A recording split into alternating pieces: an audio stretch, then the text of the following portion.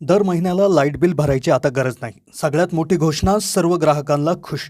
आता रिचार्ज करावं लागणार. होय, तुम्ही ही बातमी ऐकली असेल की आता वीज मीटर काढले जाणार, लाईट बिल भरण्याची गरज नाही, आता रिचार्ज करावं लागणार. नवीन प्रीपेड स्मार्ट मीटर हे घरोघरी बसवले जाणार आहे. मग आता हे स्मार्ट मीटर बसवले जाणार. मार्चपासून याला सुरुवात देखील झालेली आहे. तर हे स्मार्ट मीटर बसवताना लोकांना भरपूर प्रश्न आहे. स्मार्ट मीटरच्या बाबतीत, स्मार्ट प्रीपेड मीटरच्या बाबतीत या 10 गोष्टी तुम्हाला माहिती असणं फार महत्त्वाचे आहे.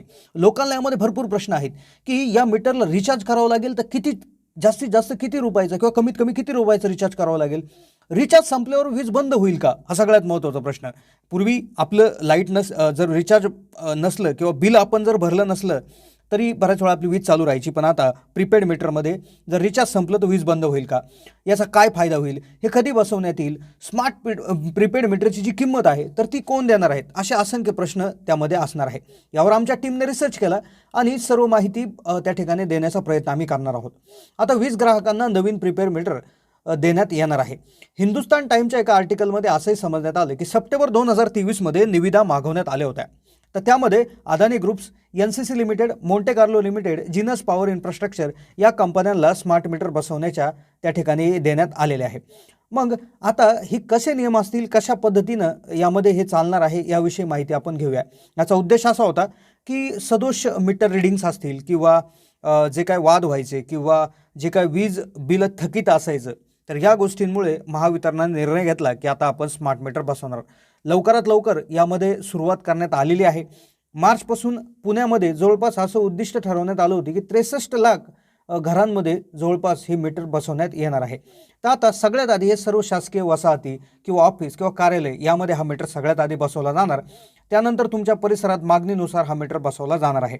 आता याविषयीच्या काही अतिशय महत्त्वाच्या गोष्टी किंवा अतिशय महत्त्वाचे प्रश्न जे जाणून घेणं फार गरजेचं आहे. आता सगळ्यात महत्त्वाची बाब म्हणजे प्रीपेड मीटर जे बसवले जाणार आहे ते जसं तुम्ही तुमच्या मोबाईल डिशला, डिश TV किंवा मोबाईलला जसं रिचार्ज करता, जेवढा रिचार्ज करता म्हणजेच तेवढा रिचार्ज तुम्हाला आधी याच्यामध्ये करावं लागणार आहे.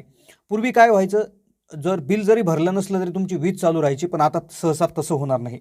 प्रीपेड वीज मीटरमध्ये तुमचं रिचार्ज संपल्यानंतर थोड्या काळापुरती वीज चालू राहील, पण नंतर ती वीज बंद होणार आहे आणि ज्यावेळेस तुम्ही रिचार्ज कराल त्यावेळेसच ती वीज पुरवत होणार आहे. दुसरा मोठा प्रश्न याच्यात आहे की कमीत कमी कितीचं रिचार्ज करावं. यावर एका आर्टिकलमध्ये आम्हाला असे सापडले की कमीत कमी याच्यामध्ये 100 रुपयाचं रिचार्ज आपण करू शकतो. आणि सगळ्यात महत्त्वाचे म्हणजे याला प्रीपेड आणि पोस्टपेड असे दोन त्या ठिकाणी ऑप्शन्स देण्यात आलेले आहेत. सगळ्यात महत्त्वाची गोष्ट म्हणजे ज्यावेळेस अचानक रात्री तुमचा जर रिचार्ज संपला तर वीज पुरवठा अचानक खंडित केला जाणार नाही. दुसऱ्या दिवशी एक काहीशी टायमाची मर्यादा याच्यामध्ये देण्यात येणार आहे की त्या काळात जर तुम्ही रिचार्ज जर परत केलं तर तुमचा वीज पुरवठा पूर्वत होणार आहे. आता यामुळे ग्राहकांचा मोठा फायदा होईल. किती वीज वापरायची, किती वीज बचत करायची हे ग्राहकांना आपल्या आर्थिक परिस्थितीनुसार आधीच ठरवता येणार आहे.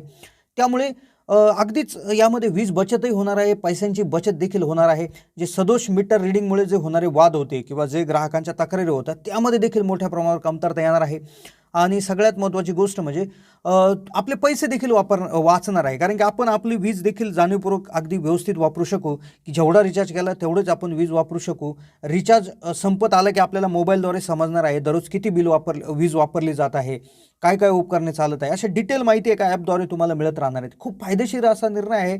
यामुळे महिन्याच्या महिन्याला येणारं त्या ठिकाणी जे वीज बिल आहे ते प्रकरण बंद होऊन आता तुम्हाला रिचार्ज करावं लागणार आहे. तर ही होती मित्रांनो माहिती. कशी वाटली माहिती कमेंटच्या माध्यमातून कळवा. चॅनलला नवीन असेल तर जरूर